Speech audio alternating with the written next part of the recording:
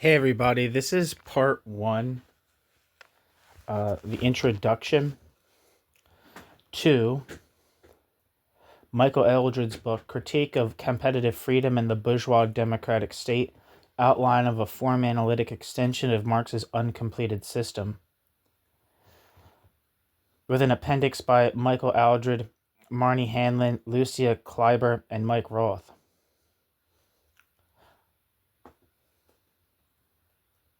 I have another video that's all the prefaces, which are quite long. There's quite a number of prefaces. But this introduction appears like it will be short. Only like 10 pages or something like that. Actually, 20 pages. So, not that short, actually. But not that long either.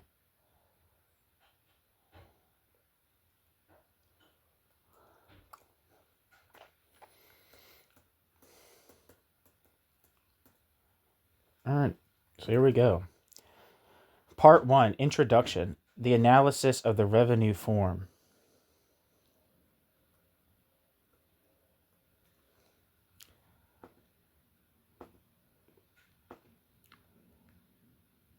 Second, actually, I gotta get to the notes.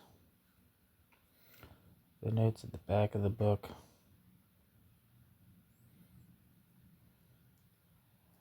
Looks like they might be in the end of the chapter. Let's see.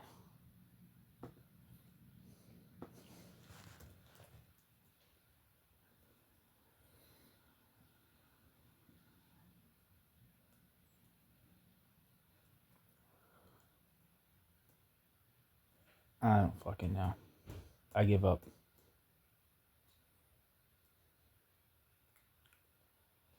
Maybe it's at the end of the section.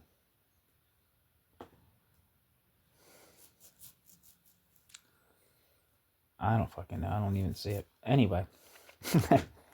So, Section 1.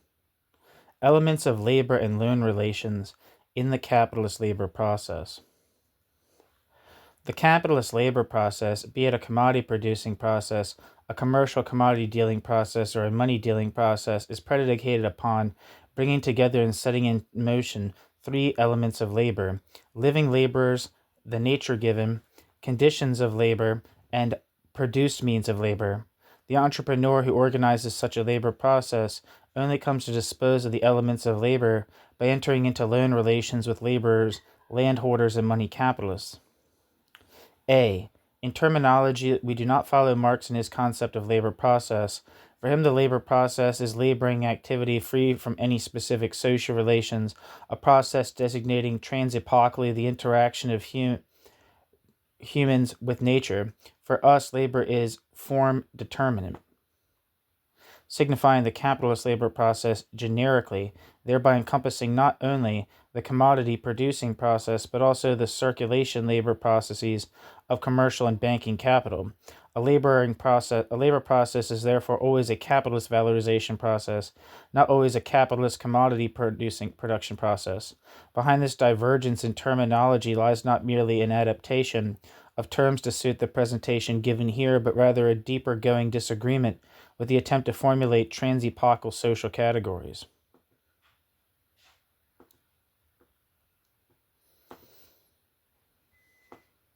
1 second.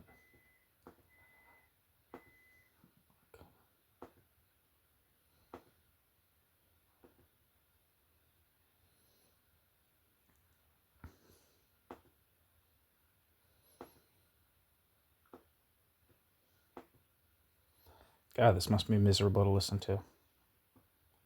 I feel for you.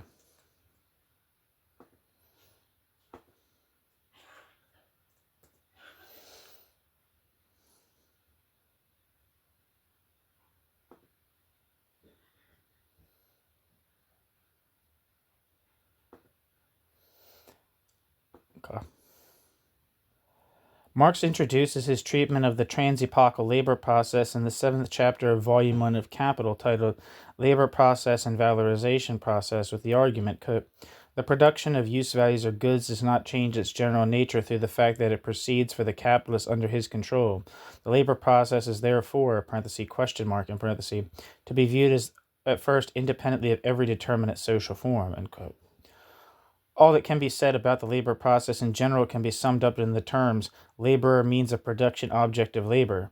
The designated elements of labor are to be distinguished from this characterization of the labor process transepocally, which in turn differs from Marx's formulation of the quote, simple moments of the labor process, end quote, as quote, purposeful activity or labor itself, its object and its means, end quote. The three quote, elements refer to separable elements which the entrepreneur can bring together in setting up a labor process.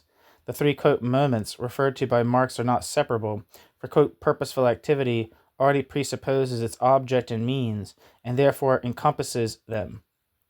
It presupposes, however, also the laborer him/herself as active agent of the labor process. In Marx's formulation, therefore, quote, purposeful activity or labor itself, end quote, is not a sufficiently sharply defined moment, since it presupposes other moments which are not all explicitly mentioned. Even allowing for differences in formulation, the transepochal labor process can only be characterized extremely generally, for all other characteristics of the labor process vary over epochs, since the kinds of products produced vary so enormously. Marx, in fact, devotes most of the pages of this section of this chapter on the labor process precisely to the demonstration of the vast variety of labor processes ranging from fruit gathering to the modern chemical industry. Talk of, quote, mediated means of labor, end quote, such as, quote, workshops, canals, streets, end quote, has no general validity for all historically existing societies.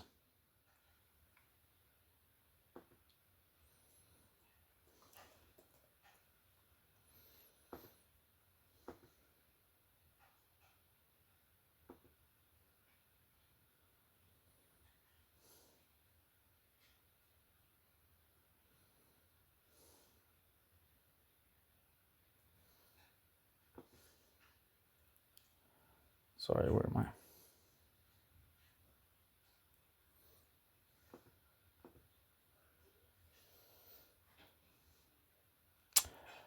Rather, under the guise of discussing quite general characteristics of the labor process in general, Marx in fact discusses for the greater part examples of capitalist production. The distinction made within raw material between, quote, principal material and, quote, auxiliary material is investigated most entirely on the basis of examples from capitalist production. Quote, auxiliary material is consumed by the means of labor, such as coal by the steam engine, oil by the wheel, hay by the draught horse, or is added to the raw material in order to effect a material change in it, or it supports the performance of the labor itself, such as, for example, materials used for lighting and heating the workshops. The differences between principal and auxiliary material dissolves in chemical industry proper, since none of the raw materials employed reappears as the substance of the product, end quote. Marx, Capital, Volume 1. Marx's discussion of the labor process is thus modeled on the capitalist commodity production process, and one asks oneself why occupy oneself with a concept which has to be formulated so generally as to be empty of significant content. Striking is that commercial and banking labor processes are not mentioned, although they too fall under such a general heading. Even the general formulation of the labor process is unsharp with respect to the distinction between means of labor and object of labor. The earth is treated by Marx as both object of labor and means of labor. The earth is an object of labor insofar as, quote, all things which labor separates from their immediate connection with the whole earth, end quote, are considered. The means of labor, on the other hand, are defined as, quote, a thing or complex of things which the laborer inserts between him/herself and the object of labor, and which serves him/her as the conductor of his/her activity on this object, end quote. Marx. Marx notes, quote, the earth itself is a means of labor, presupposes, however, a whole series of other means of labor in its service as means of labor in agriculture, ... end quote. The earth appears once again as, quote, universal means of labor, end quote, in, quote, giving the laborer the locus standi and his/her process its field of employment, end quote. When one considers the examples of plowing a field or sowing seeds or harvesting a crop, it becomes unclear whether the earth functions as means or object of labor. In agriculture, the earth apparently changes role in the various stages of production of an agricultural product. The treatment of the general labor process before the specifically capitalist production process can also not be justified by following historical observation. Cannot be justified by the following historical observation. Quote, he, the capitalist, must initially take labor power as labor power is to be found on the market, therefore also its labor, as it arose in a period in which there were still no capitalists. The transformation of the mode of production through the subordination of labor to capital can take place only later and is therefore, question mark, to be treated later, end quote. Capital Volume 1. The pre-capitalist mode of production is in any case no general labor process. Its investigation would presuppose a separate analysis. Moreover, as Marx himself emphasizes in the introduction to the Grundrisse, the order of concepts is in no way determined simply by historical sequence, but rather by order in which they can be thought. The writing of the history of the transformation of Europe, or more especially in Britain, from feudal society to developed capitalist industry is to be distinguished from the conceptualization of the capitalist mode of production itself. The contradictions of contemporary social life cannot be explicated by the past history of transition between epochs. B. The loan relations in this and following paragraphs are initially conceptualized independently of consideration of ownership categories. The various figures are treated as the personifications of economic categories purely and simply. The concepts of property to be developed in Part 2 will incorporate elements of subjectivity and individual interest not yet introduced into the analysis. Individual disposal over definite objects is indeed presupposed on this level, but it is a disposal exercised by character masks in a way corresponding to their economic rules. As will be seen later, the concept of property contains further determinations. To the objection that in reality loan relations are only possible by virtue of private property relations, which in turn are secured by the state, can be countered that causal relations in reality do not lay down the systematic order of conceptualization.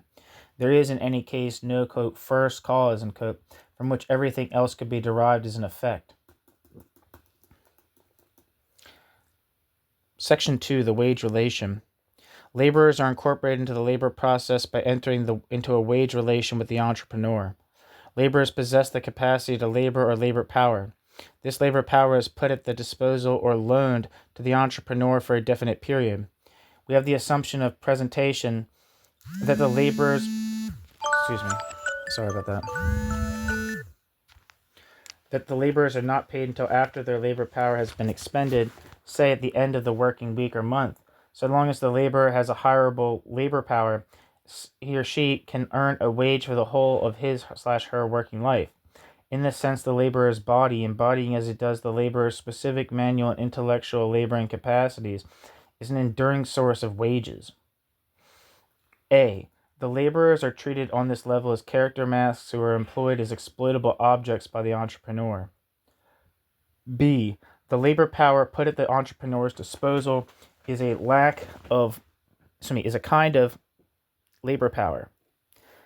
Is a specific kind of labor power, The laborer fills a specific position within the collective labor set up by the entrepreneur, although of course this position can be altered at the entrepreneur's behest.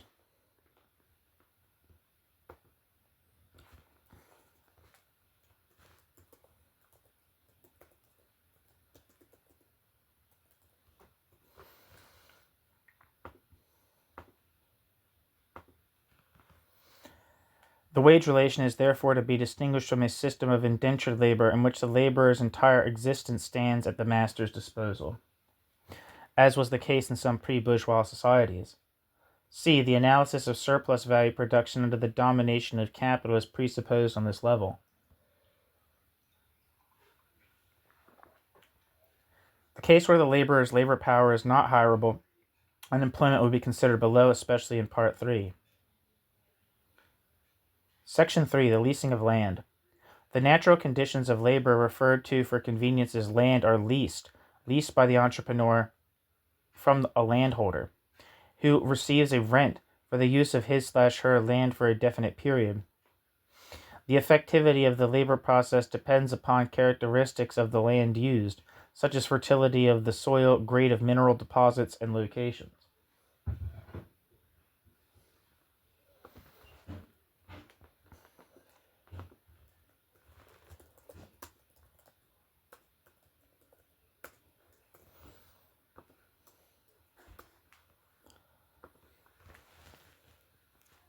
For as long as the land can find useful employment by an entrepreneur, the landholder draws a rent by virtue of a loan relation. A. Rent as value form is analyzed in the capital analysis. B. Although we have spoken only of land, definite pieces of the earth's surface which are covered with water can also come to bear rent for their holders.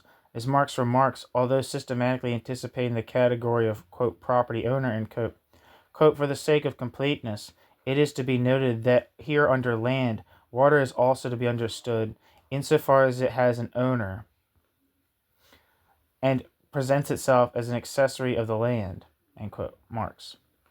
It may be objected that land is not an unproduced condition of nature.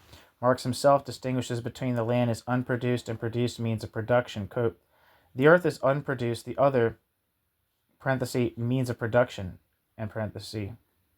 as produced means of labor, the earth as the original field of occupation of labor, as the realm of natural forces, as the pre-given arsenal of all objects of labor, and the produced means of production, instruments, raw materials, etc., the earth, the produced means of production and labor in the simple labor process, end quote. Marx, Capital, Volume 3.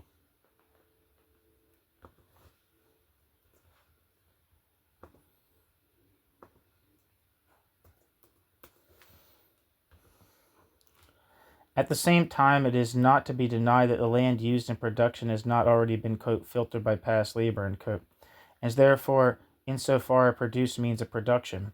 Marx indeed treats the improvements to land in detail in the third volume of Capital. This apparent anomaly can be clarified by considering two circumstances. 1. Some improvements to the land brought about by a capitalist production process incorporate means of production, e.g., clearing of land, making pasture, boring of shafts, etc.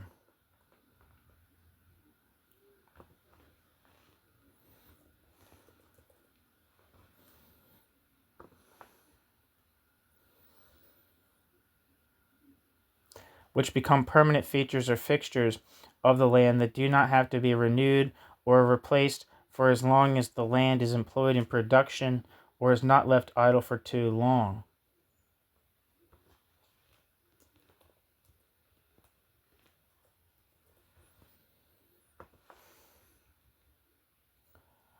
The improvements thus do not require a further advance of capital and can be regarded, after the turnover of the once only advance of capital, as a natural condition of the piece of land, as second nature. 2. Other improvements to the land require renewal, which must be brought about by further labor processes and advances of capital for appropriate means of production. These advances can be either for circulating, e.g. fertilizer, or fixed, e.g. buildings. Capital, and although incorporated in or fixed to the land, are to be conceptually treated as produced means of production which have been bound to the earth. In this case, the distinction between nature as unproduced and means of production as produced can still be made analytically with these distinctions. When an entrepreneur leases land in which another has already invested fixed capital, it is as if he is leasing land plus means of production. The leasing of means of production is equivalent to borrowing a fictitious money capital and purchasing the means of production for which interest is paid and repayments are made. The landowner who leases improved land, incorporating a fixed capital, which gradually turns over, therefore receives not only rent, but also a component of interest plus a component of repayment for the consumed portion of the fixed capital. Marx's formula is thus, quote, the interest for capital incorporated in the earth, and the improvements which the earth so receives as instruments of labor, the improvements which the earth so receives as instrument of production can constitute a part of the rent paid by a tenant to the landowner, but it does not constitute ground rent proper, which is paid for the use of the land as such, be it in a natural state or cultivated. Note that in this passage, end quote, Marx, Capital, Volume 3. Note that in this passage, rent proper is paid for land, quote, in a natural or cultivated state, end quote. The cultivation is to be understood not as a result of a fixed capital investment, which is gradually turned over and consumed, but in the above-mentioned sense, as a permanent improvement to the land. The line of demarcation between the cases 1 and 2 is, of course, extremely fluid. Fixed capital with a long turnover period approaches asymptomatically the status of a permanent feature of the land. Conceptually speaking, where there is capital investment in the landholder doubles as landholder and money capitalist, a doubling which does affect the underlying form of loan relations considered here. A further possibility arises if the landholder carries out the improvements to the land himself, i.e., functions as an entrepreneur in organizing a labor process to improve the land, borrowing capital, hiring laborers, and setting them in motion.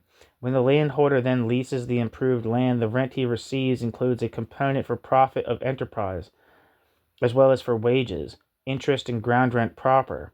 The landholder in reality cannot wait to pay the wages out of the proceeds of the rent, and so must borrow extra capital to cover wage payments.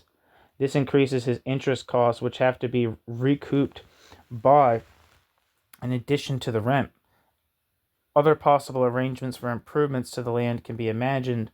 All of them, however, can be captured under the 4 basic categories: rent, wages, interest, and profit of enterprise.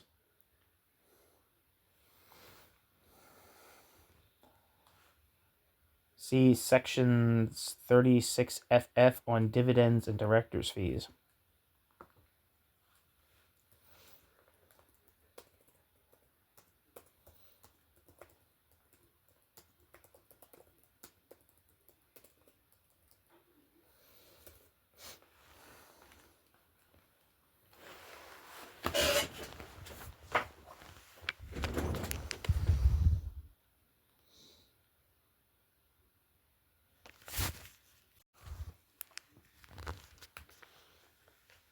New section: Money, capital, and means of labor.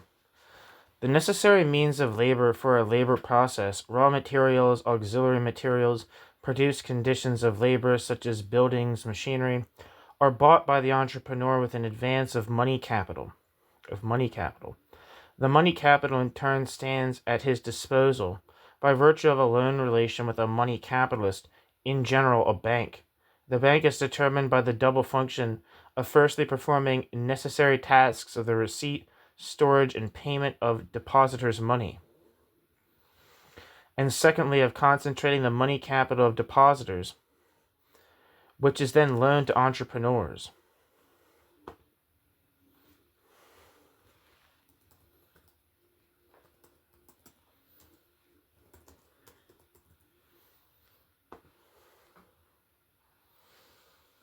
For the use of money capital, the entrepreneur pays interest at regular intervals for the period of the loan.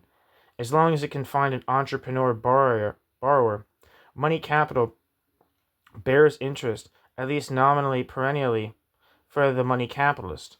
As with laborers and land, we assume that interest is paid in arrears after the money capital has been converted into a functioning component of the labor process.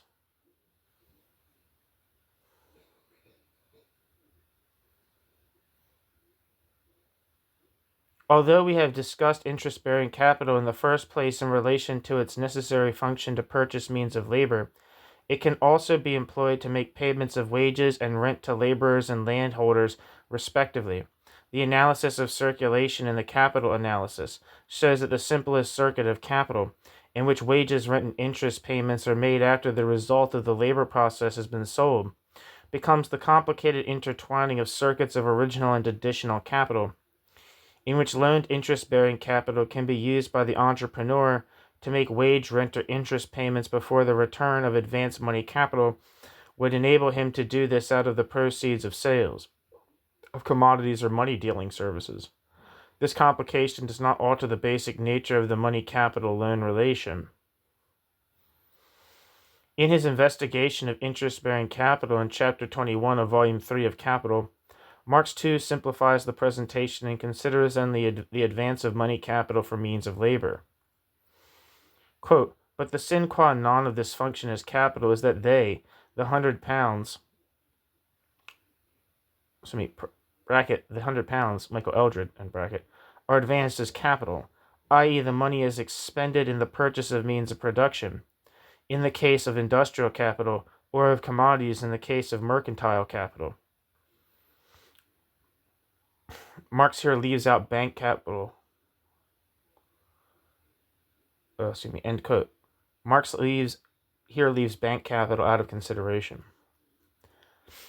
A further complication arises with the systematic development of credit relations between functioning capitalists, whereby the entrepreneur gains the possession and use of means of labor without the immediate payment of money capital.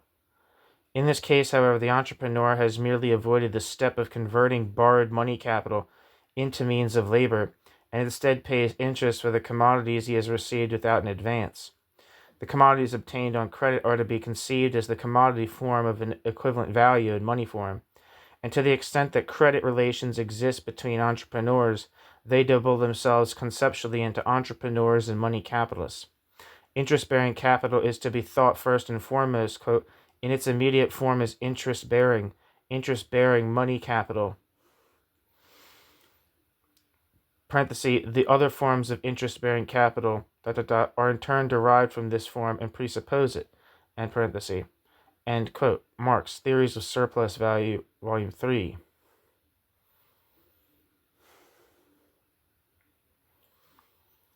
New section, Section 5, the entrepreneur's temporary possession of revenue sources. The three character masks, laborer, landholder, money capitalist, who enter into loan relations with the entrepreneur can be drawn together under one heading as revenue recipients. Revenue recipients who receive revenue through the loan of their respective revenue sources.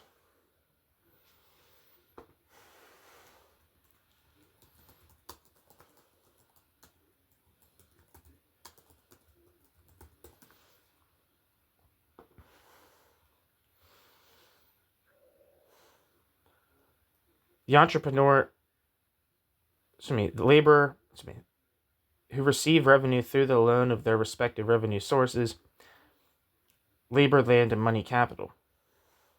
The entrepreneur is not a revenue source loaner, but rather the temporary possessor of the revenue sources, and the payer of revenue, which he deducts from the proceeds of the operation of the labor process.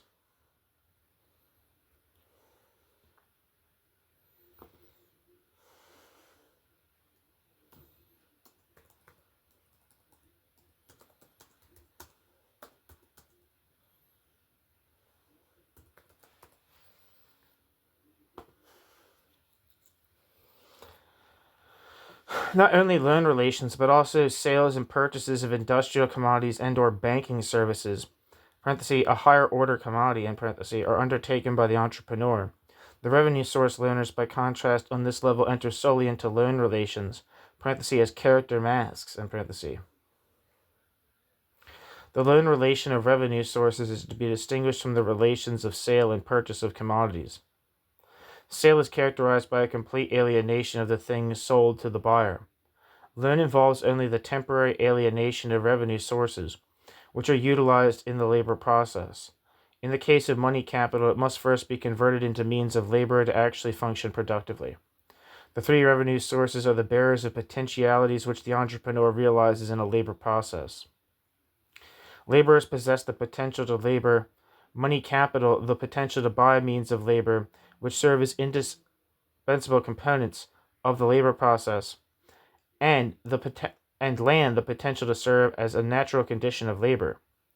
It is also the manifestation of these potentialities which is alienated once and for all to the entrepreneur, and which takes shape ultimately as produced commodity or performed function. The bearers of the potentialities are returned to their respective revenue source loaners at the end of the loan period. The peculiarity of the revenue source laborer, which coincides with its loaner, will give rise below to special problems in the relation between entrepreneur and laborer when both are developed into subjects of competition.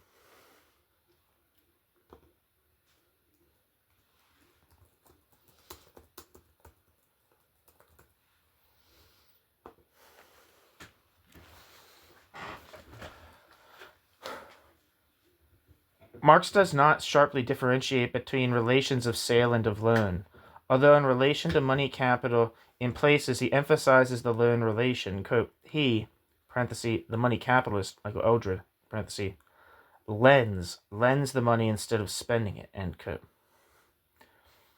Quote, ...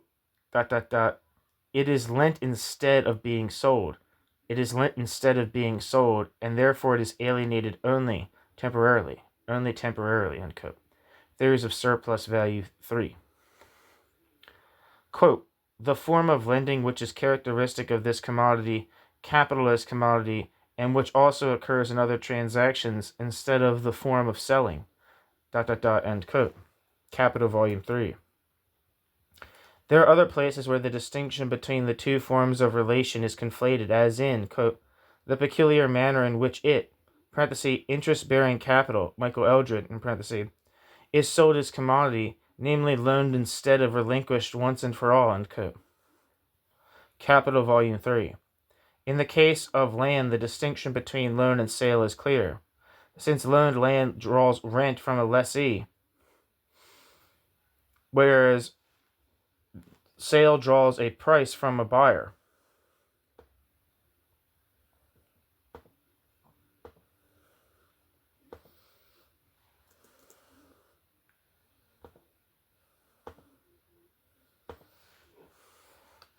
But in the case of the laborer, the loan relation is suppressed in formulations such as, quote, the sale of labor power, end quote, which are used by Marx right from the beginning of Capital. Volume 1, Chapter 6 is entitled, quote, the buying and selling of labor power, end quote. If, however, the essence of a loan relation is the temporary alienation of a thing to another, then the laborer just as much lends him/herself to the entrepreneur as money capital and land are loaned to him. The use of the terminology, quote, sale, can only serve to confuse the nature of the relation between laborer and capitalist. The laborer lends him/herself for a definite period, during which his/her working capacities are set into motion by the entrepreneur.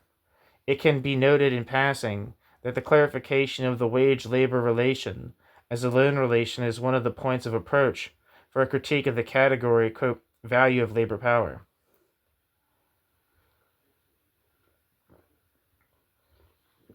End quote. New section. Section 6, Profit of Enterprise.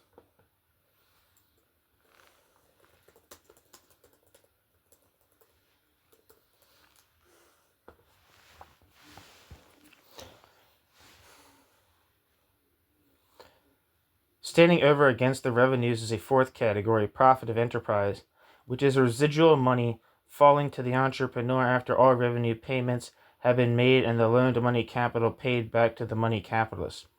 The entrepreneur, as seller of commodities and services, is also the distributor of the money proceeds from the sale of products of the labor process.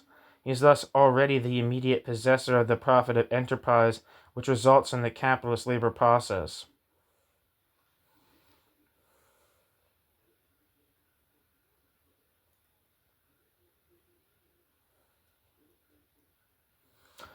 Profit of enterprise cannot be understood as revenue, since the entrepreneur only borrows and must pay out money for this. He does not lend but sells, the result of the labor process. The activity of the entrepreneur cannot be identified with wage labor, since the laborers work on account of another for wages. The entrepreneur produces on his own account. The wage laborers are not, quote, small commodity producers, end quote. The commodity and banking service producers in the capitalist epoch are the entrepreneurs. Section 7. Incomes and the Troika Formula. The three revenues and profit of enterprise are incomes which flow to their respective income recipients. Whereas with the revenues there is an asymmetry insofar as the entrepreneur does not receive any revenue, with the category of income all four character masks are subsumed. The quadruple of incomes is, however, not completely symmetrical because the entrepreneur has a special role in the generation of income.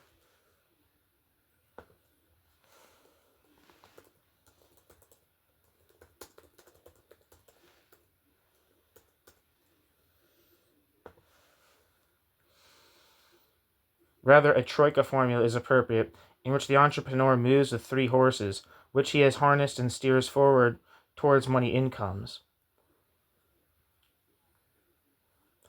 A. The four types of income result from the basic value form structure constituting capitalist relations of production.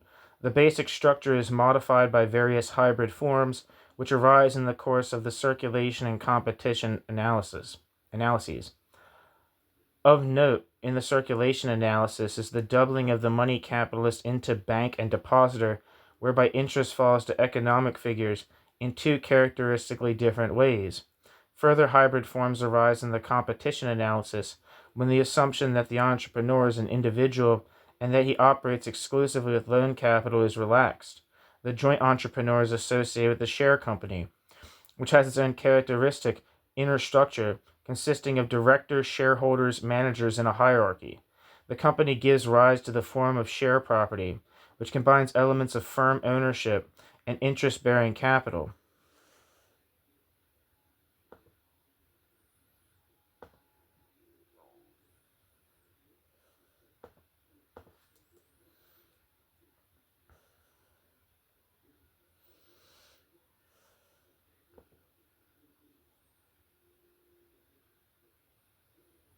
The company may operate, at least partially, with its own share capital, and may also own the land on which it operates.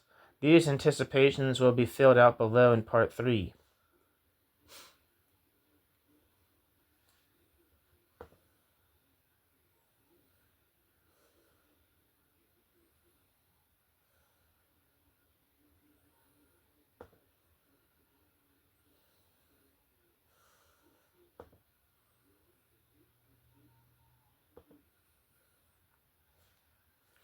The troika formula diverges from Marx's Trinity formula in Chapter 48 of Volume 3 of Capital. The ground for this is that Marx does not pay sufficient attention to the four figures who appear on this level. The doubling of the capitalist into functioning capitalist entrepreneur and money capitalist developed by him in Chapter 21 of Volume 3 is not taken into account in the attempts at formulation of a Trinity formula. Marx is, of course, more or less aware of the four figures and the four categories of income, and therefore gives vacillating formulations, where here interest, there profit is given preference. We turn to a closer consideration of Chapter 48, the Trinity formula. Marx began the final part of Capital, quote, revenues and their sources, and quote, in the principal manuscript A80 in the Amsterdam archives. According to the rule which Engels succinctly formulates in the preface to the third volume, quote, as a rule, the beginnings of each part were fairly carefully worked out, even stylistically rounded. The further one came, however, the sketchier and more fragmentary the draft became, end quote. Since here, too, the beginning is worked out, it is surprising that Engels places 5 pages comprising, quote, 3 fragments, end quote, at the beginning. Fragment 1 is taken from A80 470F, Fragment 2 follows from A80 471, and Fragment 3 stands at an earlier place in the main manuscript. Under the title from Marx, quote, the Trinity Formula, Engels makes only the following remark, quote, the following 3 fragments were found at different places in the MS for Part 4, end quote. The original place for fragments 1 and 2 is, as far as we can see, the draft of the immediate preceding Chapter 47, Genesis of Capitalist Ground Rent. Fragment 3, it appears to us, stems from the draft for this 46th chapter, to which Engels gave the composite's title, quote, building site rent, rent in mining price of land, end quote. Stylistically and in substance, the passage printed on Capital Volume 3, page 779, quote, the relation of a part of the surplus value, the rational and its rational element is irrationality itself, end quote, belongs to this fragment.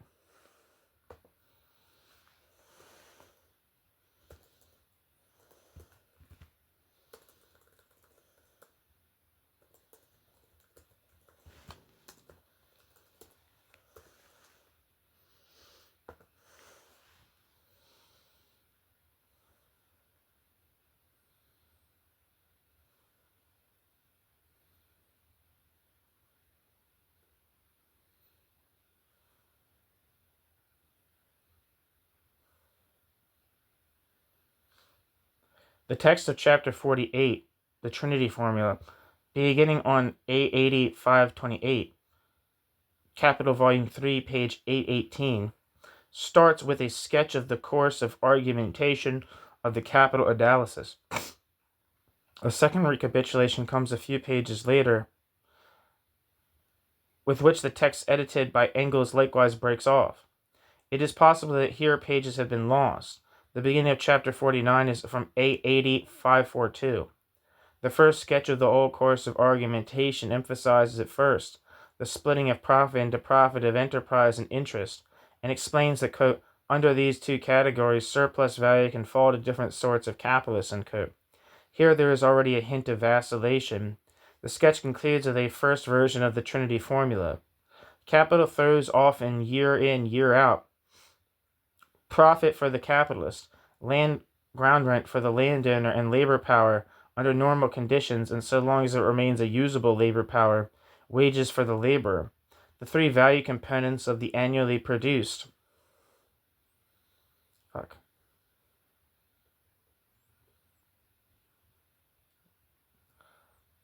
These three value components of the annually produced total value and the corresponding components of the annually produced total product can be consumed by their respective possessors without the source of their reproduction drying up. These appear as annually consumable fruits of the perennial tree, or rather of three trees. They form the annual income of three classes, of the capitalist, of the landowner, and of the laborer, revenues which the functioning capitalist, as the immediate appropriator of surplus value and employer of labor, distributes.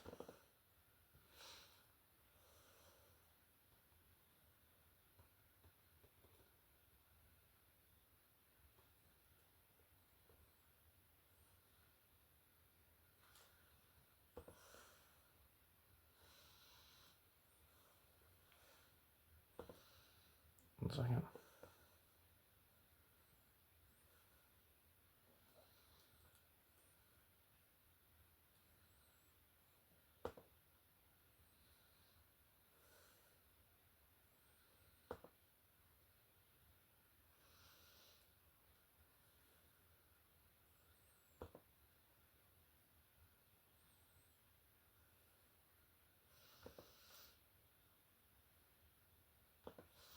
Sorry about that.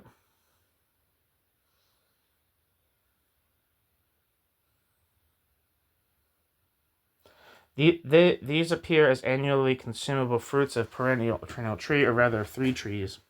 They form the annual income of three classes, of the capitalist, the landowner, and of the laborer, revenues which the functioning capitalist, as the immediate appropriator of surplus labor and employer of labor, distributes.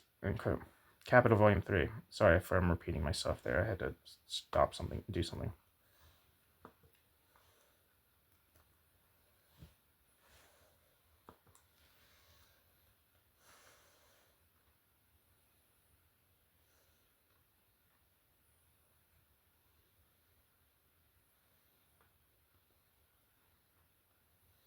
Now my computer is freezing up.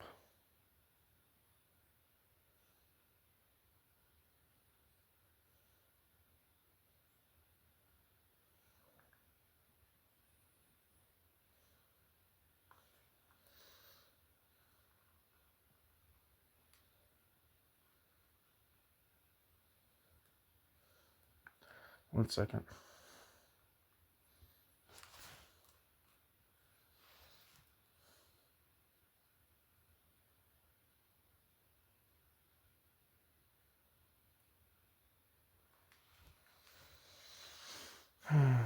So I had to restart my computer. Hopefully this will only take a second. I can get back where I was. Remember the page number and everything.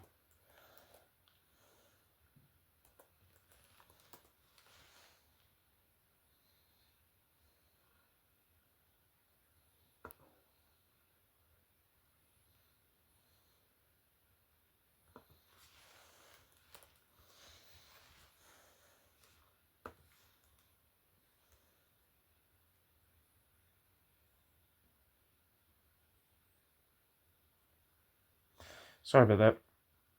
Capitalist landowner and laborer are designated as revenue recipients. Here it should be noted that it is a systematic anticipation to talk of, quote, property. Reduced to its key words, this passage can be written as of the formula: capital, profit, land, rent, labor power, wage. Okay. Obviously, the initial distinction between two sorts of capitalists is no longer made.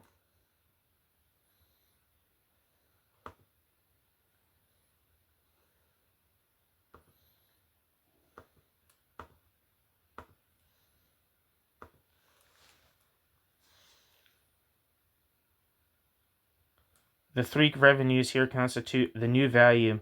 There is no value component left for profit or enterprise. Nonetheless, the entrepreneur crops up again at the end of the quotation with the special role of, quote, employer of labor, end quote, and distributor of the revenues, and this is indeed unquestionable. In this, however, lies the admission that it is a matter of four personifications and not three. Further below, Marx argues, quote, distribution presupposes, parenthesis, the distributed value substance, Michael Eldred, in parenthesis, namely the total value of the annual product, which is nothing other than objectified social labor. It is, however, not in this form that the matter presents itself to the agents of production, to the bearers of the various functions of production, but rather in inverted form, end quote.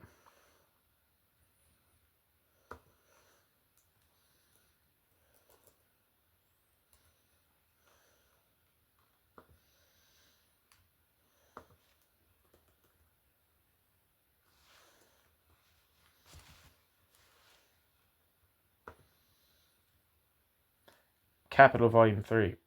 We surmise that the explanation of this inversion which occurs in Marx keeps him from taking account of the already developing doubling of the figures of the capitalist, and from clearly articulating the four value components of new value, the three revenue sources and profit of enterprise.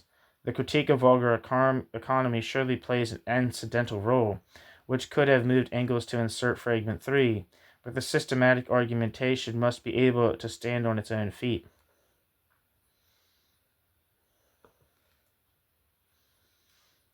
The second version of the Trinity formula can be put together from A80-534,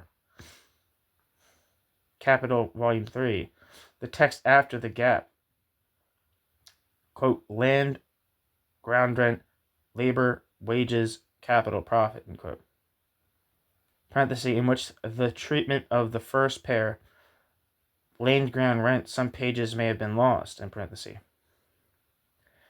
Capital 3, page 821 reads, quote, no matter how disparate these relations may appear in other respects, they all have one thing in common, end quote. Then follows the above-cited version of the Trinity formula. In Capital Volume 3, page 823, one finds a corresponding formulation followed by an argument, and here reference is made to the second version of the Trinity formula, which hints at how Marx explains the, quote, inverted form in which, quote, the matter presents itself to the agents of production, end quote. Quote, if we first viewed what is disparate in the three sources, then secondly in contrast their products, their offspring, the revenues all belong to the same sphere, that of value. This, however, is compensated for by the fact that, in fact, capital, like earth and labor, is taken simply in its material substance, end quote. Capital, Volume 3. We have substantially shortened the second sentence in order to distill the new thought. Profit, rent, and wages spring from capital, earth, and labor, quote, taken in their material substance, end quote. The conjecture already expressed is that the attempt to fill out this thought moved Marx to reduce the four value components of new value and their personifications to three. This idea of the coincidence of revenue source and material element of production is formulated in successive variations in the following pages. Capital, Volume 3, 834 to 826. I think it's a typo. And ends before the second sketch of the capital analysis with reference to the exoteric Smith and the vulgar economist Storch. Quote, wages, profit, and land rent are the three original sources of all income as well as of all exchange value. Thus, the causes of material production are at the same time the sources of the original revenues which exist. End quote. Storch.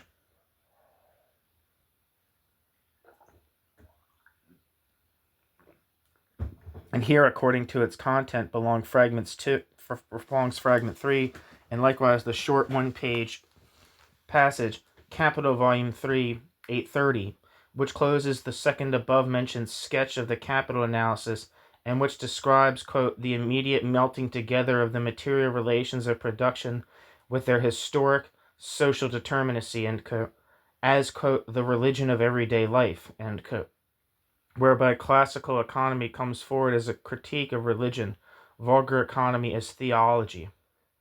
The three-tree metaphor is unsuccessful because the revenue source capital has to be considered as interest-bearing capital, which prevents its identification with the material means of production. The latter is said by Marx to throw off profit, but profit is not a revenue, as Marx himself writes, quote, interest, not profit. Interest, not profit, thus appears as the value creation of capital. The value creation of capital flowing from capital as such, and therefore as out of the mere property in capital, therefore the revenue characteristically created by capital. End quote. Theories of Surplus Value, Volume 3.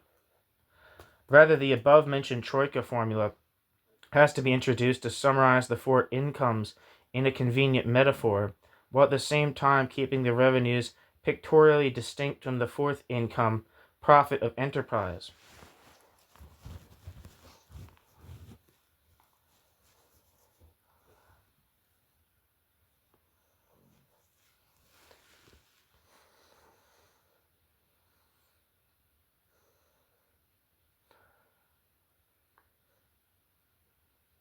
New section, Section 8, Mystifying Facticity of the Revenue Form.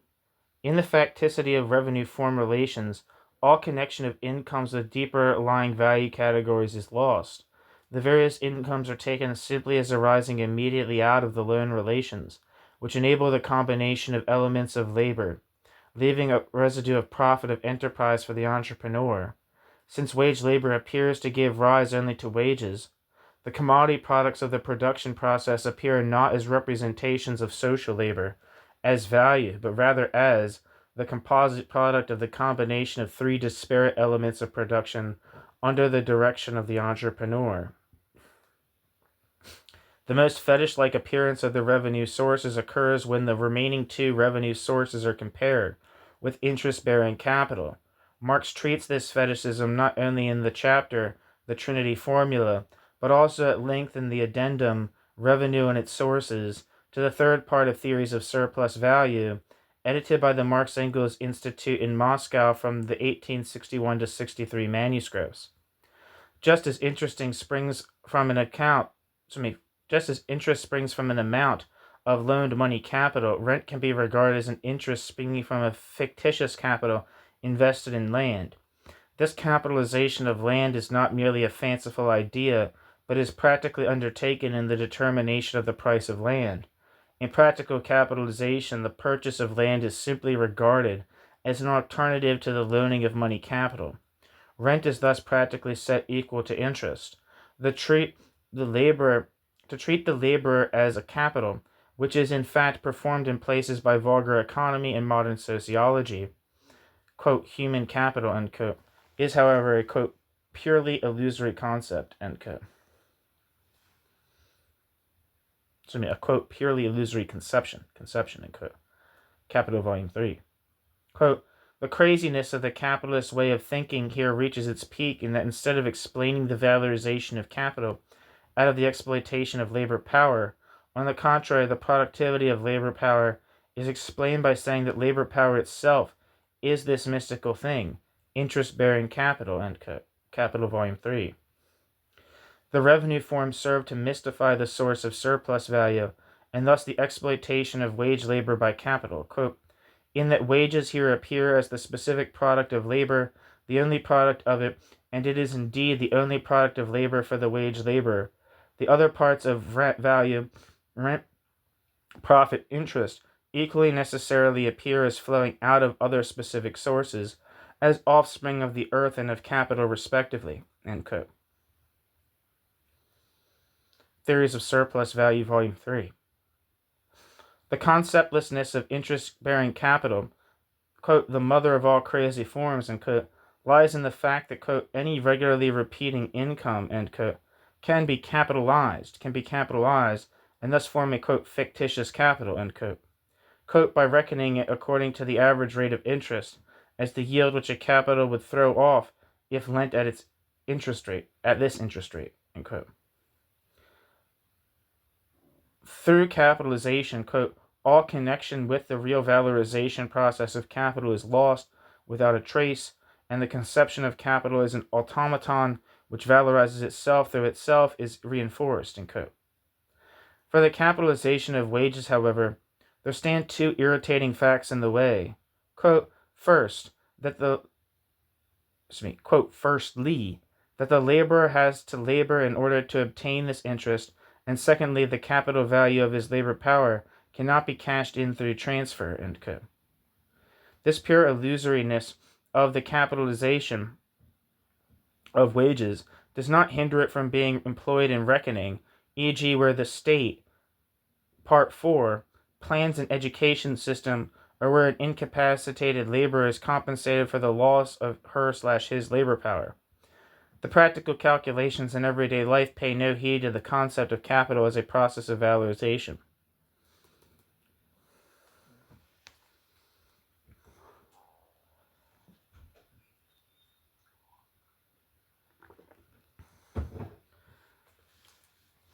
Section 9. The four classes. The level of presentation of the analysis of the revenue form is characterized by a summary of forms of appearance of value. The value forms of wages, ground rent, and interest are counterposed to that of profit of enterprise. These four value forms, the incomes, are the economic basis of four classes in the bourgeois form of society: the working class, the landholding class, the finance capitalist, and the entrepreneurial class, respectively.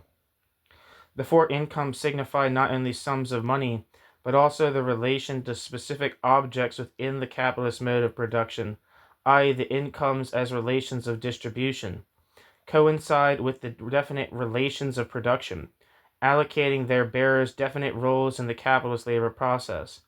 Thus, for example, the wage relation implies not only the payment of wages to the laborer, but also the latter's subjection to the entrepreneur in the labor process. The finance capitalists are characterized by their function of concentrating money capital and administering credit relations with entrepreneurs. Although remaining outside the immediate process of production, they provide indirectly one of the essential elements of labor, as do the landholders. The entrepreneur is characterized not only by receiving profit of enterprise, but by his role as active subject and organizer of the labor process. On the basis of these four classes, the struggle of competition will be waged, but only after the classes of personified economic categories are individuated into the multitude of striving subjects of competition. A. The rough draft of 1864-65, which Marx had written for the third volume, ends with a one-page beginning to a chapter titled Classes. Marx speaks unambiguously with regard to the Trinity formula, of, quote, three classes in modern society. This contrasts with the usual opposition of working class and capitalist class, which is founded on the, quote, class antagonism, end quote, between, quote, exploiters of surplus value, end quote, and the, quote, raw material exploitation, end quote, presented in the first volume of Capital. The point is that on this more developed level of analysis, both the value forms, incomes, and the role in the capitalist labor process have to be taken into account. Marx poses the question, what constitutes a class, end quote. Quote, what constitutes a class, end quote. Capital Volume 3, 893. And in the last sentences before the manuscript breaks off, apparently rejects the answer. The, quote, sameness of the revenues and revenue sources, end quote. One surmises that Marx had in mind the relations of production corresponding to the revenue source loan relations. On this basis, the, quote, classes of, quote, doctors, public servants, end quote, would be excluded from consideration as social classes, as Marx suggests. In contrast to Marx, however, if one lets the profit of enterprise coalesce with wages of enterprise, then the entrepreneur becomes paradoxically a member of the working class. On the basis of the presentation given here, which includes a critique of the Trinity formula, the conclusion must be drawn that there are 4 classes and not 3.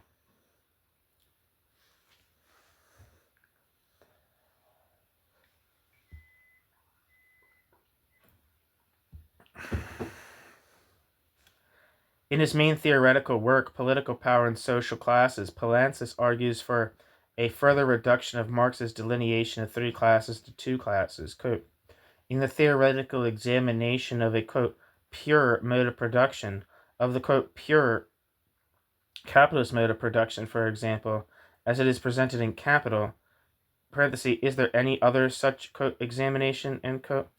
Michael Eldred, end parenthesis. We see that its effects on the supports is reflected in a distinction between 2 classes, that of the capitalists and that of the wage-earning laborers, end quote, Poulantzas. In this schema, all the character masks who are not laborers are lumped under the one heading of the capitalist class, whereby they then constitute fractions of the capitalist class. Quote, for those fractions which can already be located at the level of relations of production, for example, the commercial, industrial, and financial fractions of the bourgeoisie, end quote. But what is the criterion, end quote, Poulantzas. But what is the criterion on which character masks are to constitute social classes? The above development differentiates classes on the basis of income source relations, which is the same criterion as Marx gives in his fragment of the final chapter, Classes, of Volume 3. Quote, the owners of mere labor power, the owners of capital, and the land owners whose respective income sources, Einkommensquellen, are wage labor, profit, and ground rent, form the 3 great classes of modern society based on the capitalist mode of production. End quote. Marx, Capital, Volume 3. The criticism of Marx developed above is based on there being 4 roles in the capitalist labor process, and thus 4 income sources, and not 3.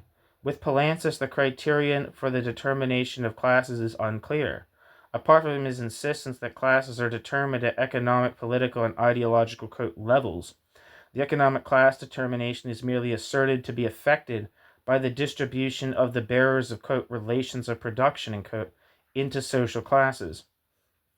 The, quote, relations of production, end quote, are in turn defined in terms of, quote, the relations of the agents of production and the means of labor, end quote. Poulantzas, an undifferentiated definition which is suggested only by the level of analysis in Capital Volume 1, but which leaves character masks which are developed on later levels, such as money capitalists and landholders, without a class determination.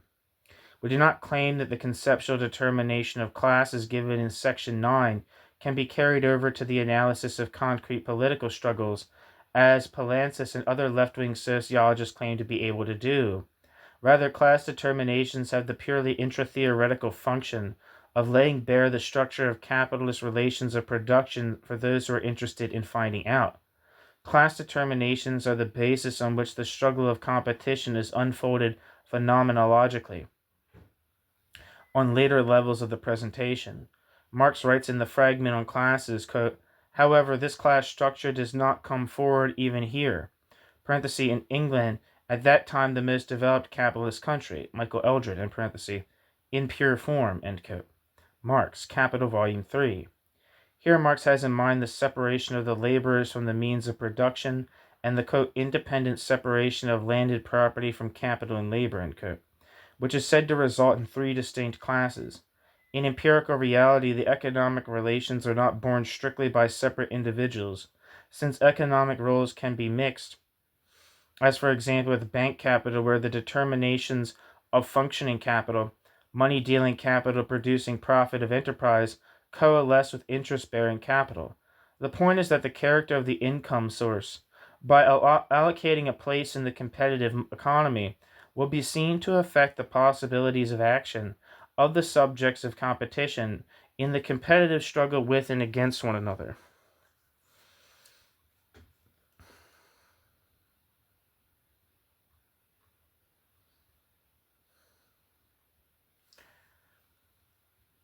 we return to, quote, the all-important problem of the great landed proprietor of ground rent, whom Marx himself wrongly perceived as a class belonging to the, quote, pure capitalist mode of production, end quote, Palancis. Whereas Marx treats ground rent bearing land as a separate category based on the, quote, transformation of all landed property into the form of landed property corresponding to the capitalist mode of production, end quote, Capital Volume 3. Palancis asserts just the opposite, namely that, quote, the class of big ground rent landowners, end quote, is, quote, a separate class in the transition from feudalism to capitalism and belongs to the feudal mode of production, is transformed by the establishment of the dominance of the capitalist mode of production, end quote, Palancis. Landed property is thus, according to Palancis, a remnant of feudal society and not the appropriate capitalist form of land.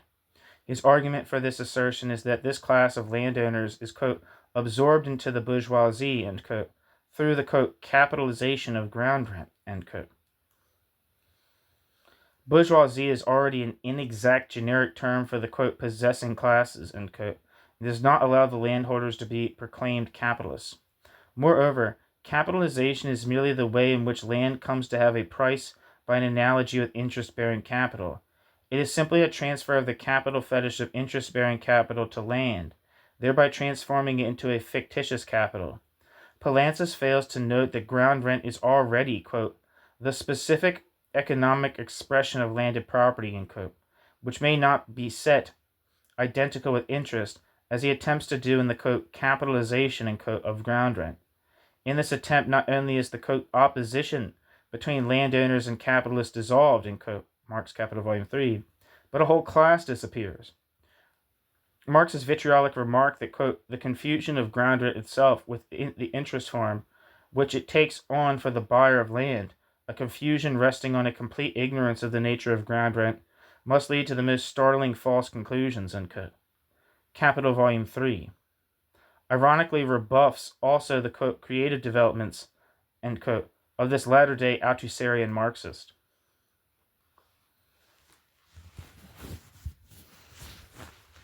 And that's the end of the introduction to Michael Eldred's book, Critique of Competitive Freedom and the Bourgeois-Democratic State, Outline of a Form-Analytic Extension of Marx's Uncompleted System. Thank you so much for listening.